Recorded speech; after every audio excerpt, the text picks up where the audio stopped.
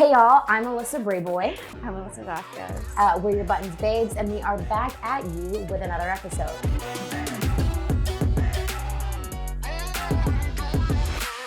So, if this is your first time joining us, a couple of things. We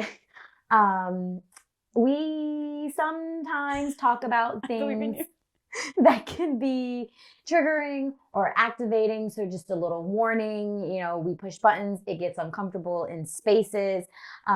So just to let you know, but we have agreed that we're here to learn, grow, talk about uncomfortable things. With that being said, we are going to move into our push to start, which is something that pushed our buttons this week, whether it's good, bad, ugly, indifferent. And for me, I had a realization this week that I had recently, metaphorically, lost my voice and sometimes get caught up in other people's voices and their agenda and what they're pushing.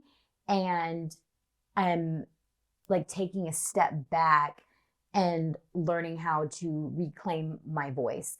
I've noticed that sometimes it's really easy to get caught up in what other people want from you, what other people think that you should be doing, whether it's in life or in projects and working together, and you kind of lose sight of where you stand on something or how you want something to go or what you need.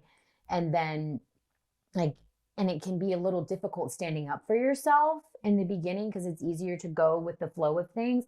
But at some point, you come to that realization, or I came to the realization, I was like, oh, this isn't what I wanted. This isn't you look at the big picture, or you look at something that's finished and you're like, oh, that was it's not for me. Yep, that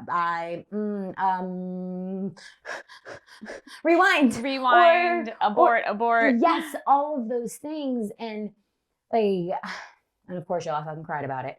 I had a moment in yoga and then a conversation with our near and dear friend and mentor Shahada, and I was like, I don't like this. I don't like where I am. I don't like what happened. What do I do? And she's like, well, baby girl, you realized, give yourself some grace to know that you're doing the work and you're figuring it out, and you're allowed to push reset. You're allowed to, get back to what it is that you want and you need. Okay, so you were over there for a little bit and you allowed someone to, take over your voice, or someone else's voice to overpower yours, but you can reclaim it and, figure out, okay, well, how do I know when that's happening? How do I get out of it, or even just push pause, push reset, push whatever, and be like, no, we need to go over here. I need to do this. This needs to come down. And it sparked from starting to create some new content and taking some stuff down. As y'all know, we took and are continuing to take down a lot of some of our old content and reframing and getting back to our voice. But that particularly stemmed from me realizing oh shit, and kind of finding myself in those spaces, not just in work. And I'm like, okay, I am learning how to reclaim my voice and stand up for myself from jump instead of after the fact. And it takes some, I'm tired, but also excited and proud. And it was overwhelming in a good and bad way. But then to also know that I'm not alone in that. She's like, yo, baby girl. So you are not the only one that has got caught up in some things. And you have to raise your hand if that's never happened to you. Lies, lying. And so that hit me hard this week, and it's and it's still sitting with me. And okay, how do I stand up for what I want and my voice and the things that matter to me, in my day-to-day relationships, but also in my craft and in my career, and telling stories that matter to me and put Black and brown voices at the forefront and making sure that I'm continuously advocating for that and making it happen and not being like, okay, like because of an opportunity or, like, it's like, no, like I know what I want to say. I know what's important to us here and like the voices that I want to push forward. And I'm one of those voices. And so it's been a lot of feelings, y'all, and a lot of learning lessons in terms of, like I said, realizing when it's happening, how do I get out of that situation, or like how do I course correct, like assessing where I need to take the next step, and then how to not get back in those situations. Because I'm realizing it's not something that changes overnight. It's not an instant fix. It's a constant practice in terms of using your voice and advocating for yourself. And so that it was a big one. You can't. That's what she said. Your own. Why? Them's the rules. Okay. Them's the Anyway, rules. what was something that pushed your buttons this week? As I whispered it, so I knew better. But anyway, anywho. My push to start this week is just like stepping out and enjoying fall. It's for many people that are not here. Fall has like come and gone or is like happening, but here in LA, as you may or may not know, we don't have fall. So being able to like step out into fall when I was recently in a fall place was really nice and like refreshing. You're always big on like stepping the grass, and I'm like, ew, I don't want to stand in like dirt or like put outside, shoes on. like shoes, but like being in like that fresh, crisp like fall air is like the same of that for me. I feel that. And then you can like wear fall clothes. I love fall fashion. So I do too, but it's so freaking warm here. But then as soon as the sun goes down, like, okay, we're here. Now and then it's unbearably cold. Yes. Yes. I do, like, that is nice. I do miss fall. Like, I am actively trying and planning a trip to the good old home state of Virginia. Shout out. And so hopefully I will get to step into fall as well soon and see some leaves change. I don't want any snow. I'm good on that. But yes, so, okay. Now, y'all, we are going to transition into our button of the week. I'm going to let you take it away, Mama, because this is news to me. This is a heavier button. So you may or may not have heard of the Davisville Middle School teacher scandal. I came across this on TikTok earlier in like August, September time. Okay. And like some of the like resources below will explain a little bit further, and you can check them out for yourself. But essentially this school, a middle school, the male students were like, they created a database basically of like teachers who were making the female students uncomfortable, or even some of the male students, but like essentially like, a pedo database at their school of adult men who are there to educate, who are like grooming essentially and like sexually harassing like the female and the students in general. It's wild because like some of the details that really stood out that are so many times this has happened and been swept under, and I like love that these fucking dudes were like, no, this stops here. But this has been called out by students before, and the faculty has like ignored and made small things, but like definitely has like kept it under the rug basically. And I think it's weird. I saw a statistic recently that was like the percentage of sex education in schools, like many are like they by law have to like lean heavily into like abstinence as education. And like if we're not teaching kids like body autonomy and what is and isn't okay, and like what should and should not make you feel uncomfortable about your body and someone else's body. Like they need to know that to be able to call things out, because this is like, I mean, because that's how this is not a unique school situation. I don't believe that like this is the only school and, you know, the entire planet floating rock that we are. Like, this is just one that I recently learned. I mean, I knew of this, like the rule of 100, or wait, the rule of one. If there is one, there's probably 100 more that has the same,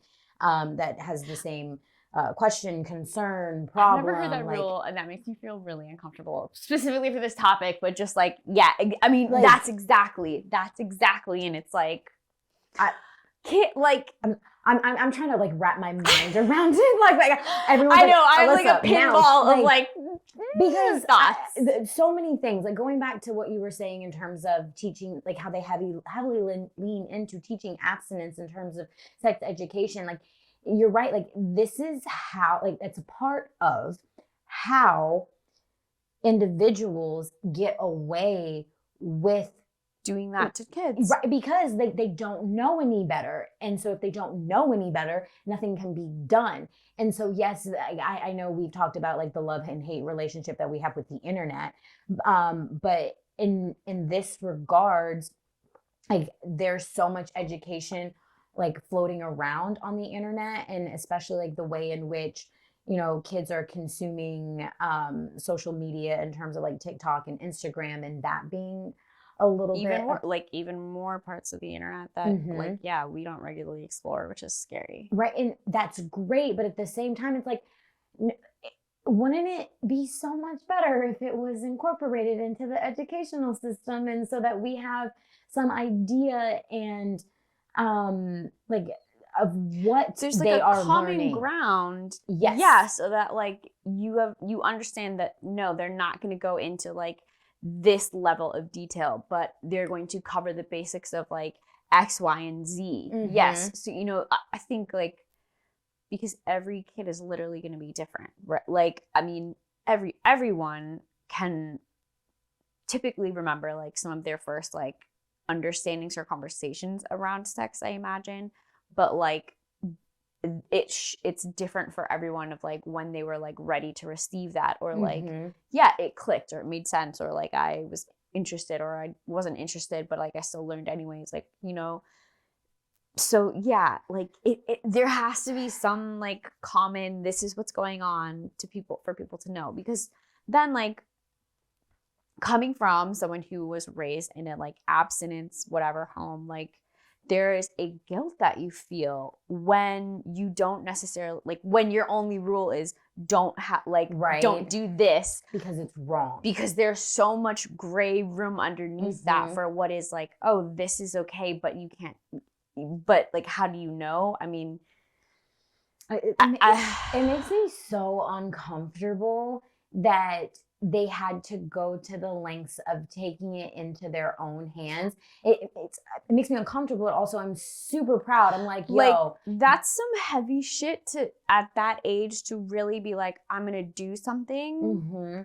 And to have the wherewithal to be like, okay, something needs to change, and adults aren't listening to us, and we want and need things to be better. Like, and it's like, I would be so proud to be like a relative of those boys, to know like, you know what, yeah, we created, or like we guided him down the right path to do this. And it also makes me really disappointed in the adults that they are surrounded by in regards that it to had the school to be system. Yes. Literally the kids are going out of their way to do this thing where they should just be there learning and having fun, and the adults of that are supposed to be protecting them are not. It's like, well, I have to protect myself. It's also a great like lesson in life, because society can be terrible, and you also do need to learn how to advocate for yourself and speak up, and if things aren't changing and you don't like where you are, okay, what can I do?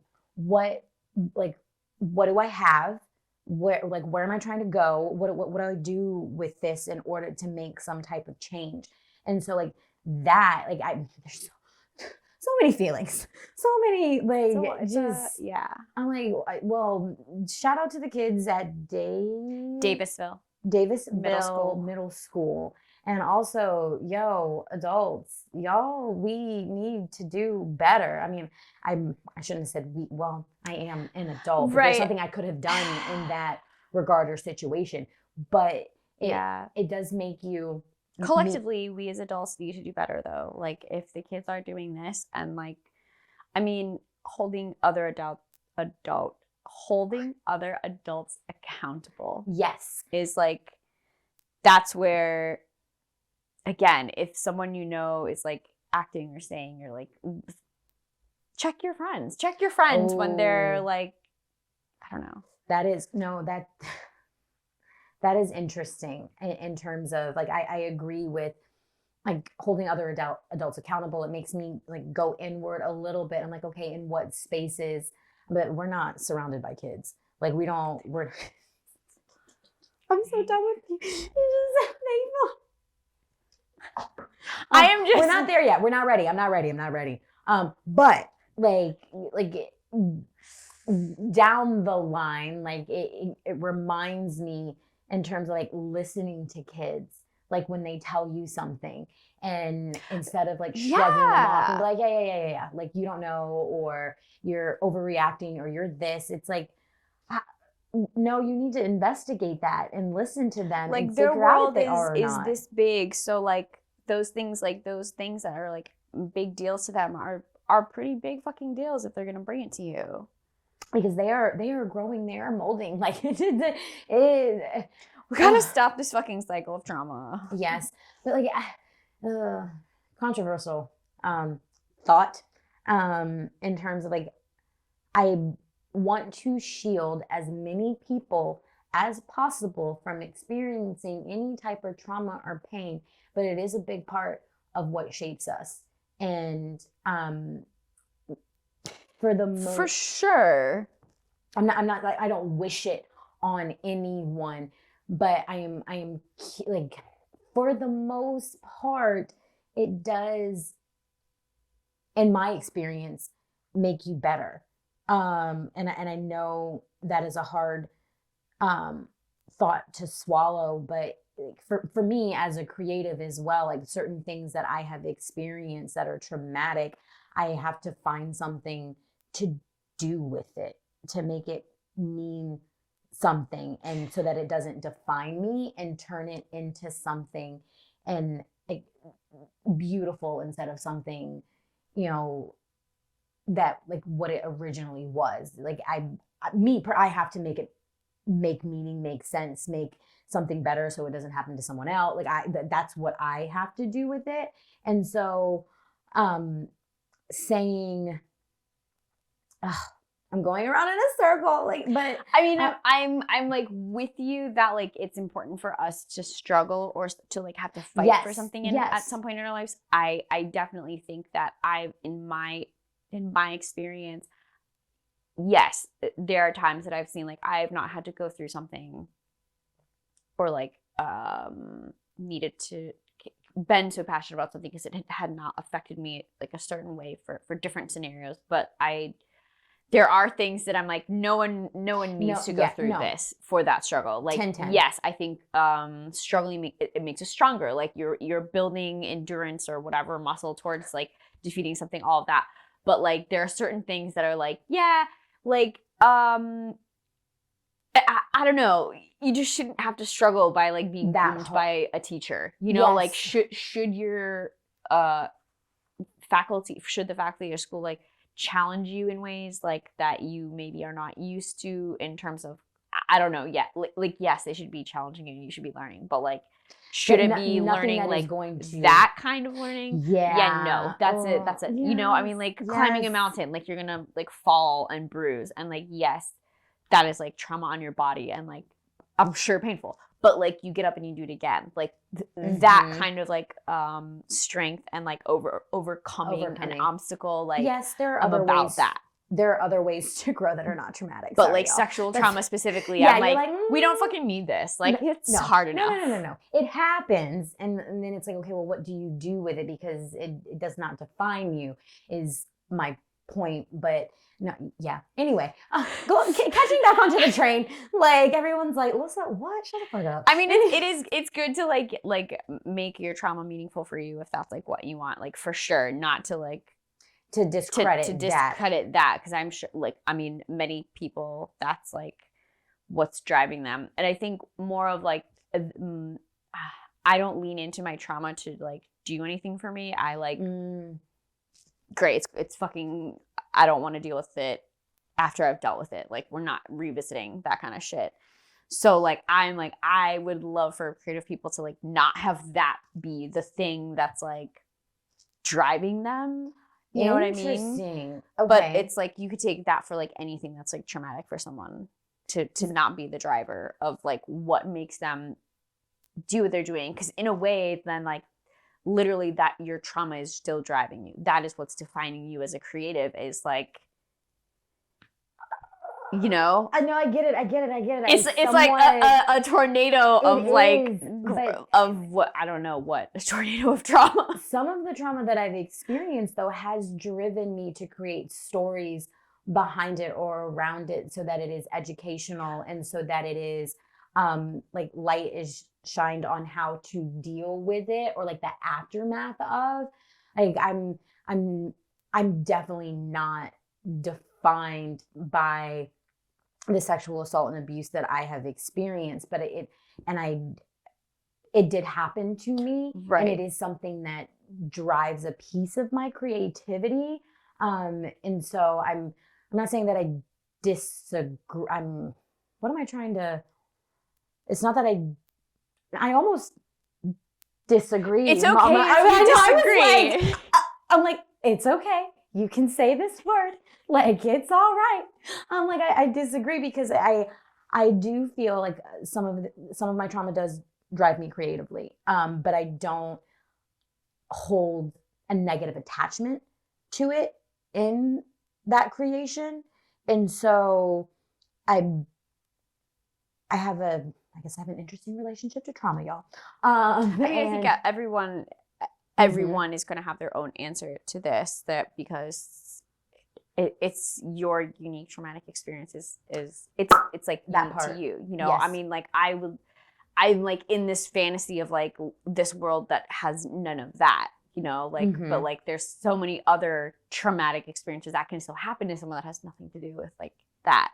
Yes. You know, it's like, I mean, yeah, in this perfect world, there's no fucking trauma. You can just like be creative because your brain is creative. You don't need to like overcome the struggle, right? To and like go to a dark place to, yeah, you know, to get that.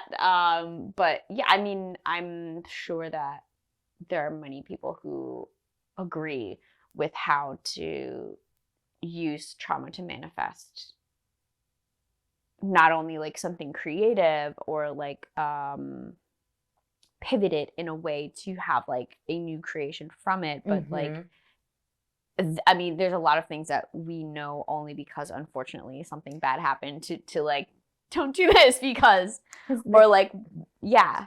Y'all, that took no, it's still within the realm of the button in terms of like, and also a part of the push to start.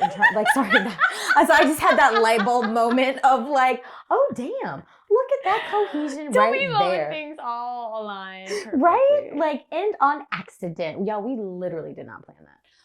Actually, we did. We totally did. Yeah. So anyway, shout out to those kids and all of that. But like, yeah, seriously, listen to kids. Just fucking listen to kids and check your friends. Yeah, all of that. So we are going to jump onto the next card of this train. Push replay. We were realizing that we did not share with y'all that Shadow Self, one of our most recent short films, is now streaming on a platform, and you can go watch it, which is Memento TV. Yes, we'll make sure. Follow the link below. Yes, follow the link below. And you guys are about to see the trailer. Woo! Are you ready to party? You're canceling too? Isn't it better if we quarantine together? I think they're blowing this way out of proportion. It's just a virus. Oh, right. Be safe.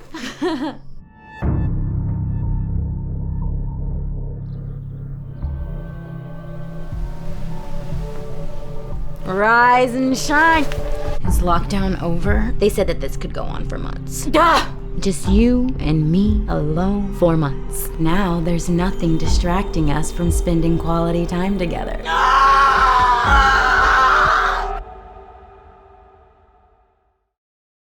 Okay, so the trailer has played. It's awesome. Yes, go check it out. And leave us a comment. Let us know what you think. Yeah, that part. As we move on to the next creation thing, like we're super proud of Shadow Self. It was a great collaboration. We worked with JR Vision Films. And so, yes, that's all we've got this week. So don't forget to comment, like, and subscribe. Follow, download, rate, review. I just had a brain pause. That's what that is. And we will catch you next time.